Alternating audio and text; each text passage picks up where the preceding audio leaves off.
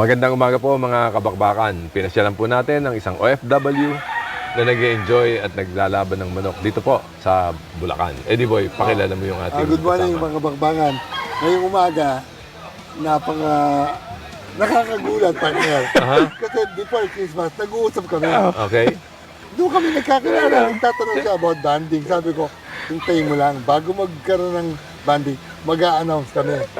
Then, nagkausap kami ni Glenn. Sabi niya, pasalan siya. Anyway, humingi ako ng tulong sa Thunderbird. Sino pwede natin puntahan dito sa Marilao? Binigay sa akin, Henry Tupas. Sakto, ha? Mga kabakbakan, si Henry Tupas. Bago ko ito, bumati ka nga muna. Magandang umaga po sa lahat ng manonood. Anyway, nagulat ako. Sabi ko, parang familiar sa akin itong pangalan na ito.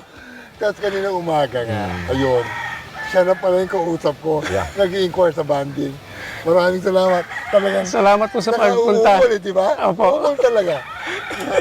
Sabi ko pag umuwi ka, i-PM mo Opo, ako. yung huling message sa akin, pagka dumating ka, PM mo lang ako. Opo. Hindi ka pa nag-PM. Andito na kami. So, paano mo namamanage yun? Nasa Kuwait ka. Actually po si Kuya, yung panganay namin, May kapatid siya po ka. talaga ang nandito. Sa kanya ako umaasa kasi siya yung tumitingin sa tao. Sa kanya lahat. Siya yung nasa likod nito eh. Kaya ito nabuo. So, paano naman kayo na-involve na magkapatid dito sa pagmamanok? Actually, bili ilan, laban-laban. Pag umuwi ako galing bakasyon, laban-laban. Nung mag-pandemic, sabi ni Kuya, wala akong ginagawa. Ang manok ko pa po doon sa baba. Ang lalaman siguro mga 12 tipi. Sabi niya, bakura nating dito, itong lupa dito. Mag-breed tayo, sabi ko. Sigurado ka? Kaya ba natin? Sabi ko. Kasi alam ko medyo malaking responsibilidad. Sabi ko, tao, financial, dapat ready. Sabi ko. Sabi ko nga, pag hindi mo sinubukan, hindi mo malalaman. Unti-unti, bakod, gradas, tapos sa kabila, bili ng materyales. Yun na. ang importante, yung materyales. Materyales po.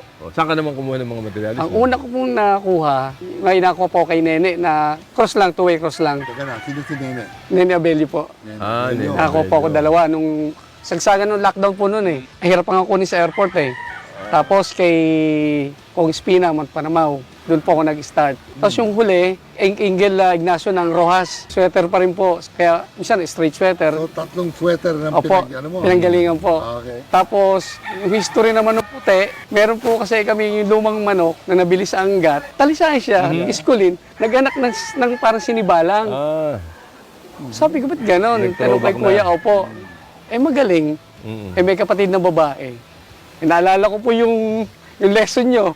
Tsak, nasa kapatid to. For sure. Ayun, nag-start. History ng puti. Ginamit sa elimination sa gap. Mabilis pumatay. Timing. Sabi ko, okay to. Nananalo walang sugat eh. Kaya gamitin natin to. Expect ko sa talisayan puti. Sabi ko, kuya ko, may talisayan na lumabas, pero may dalawang puti na isang babae, isang lalaki.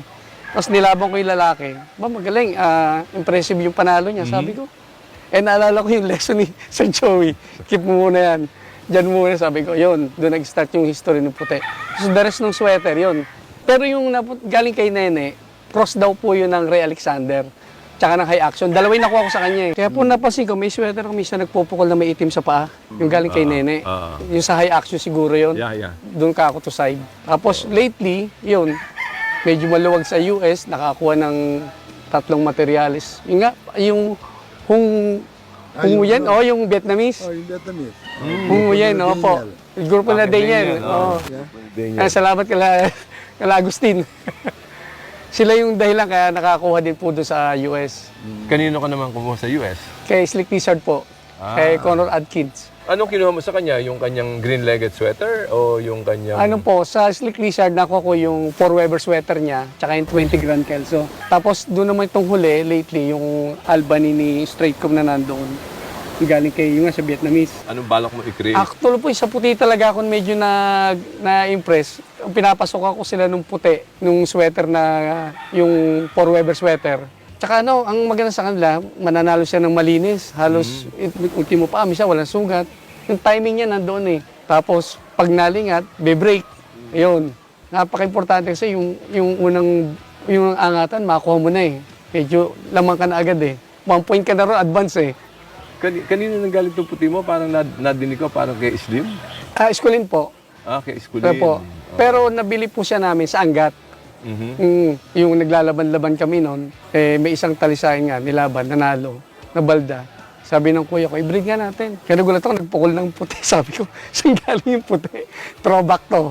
Wala iba pang gagalingan. Yung family nito, may mga pinanggalingan tong whites. Yeah, nakita naman natin ang setup, dedicated breeder, at magagaling ang manok.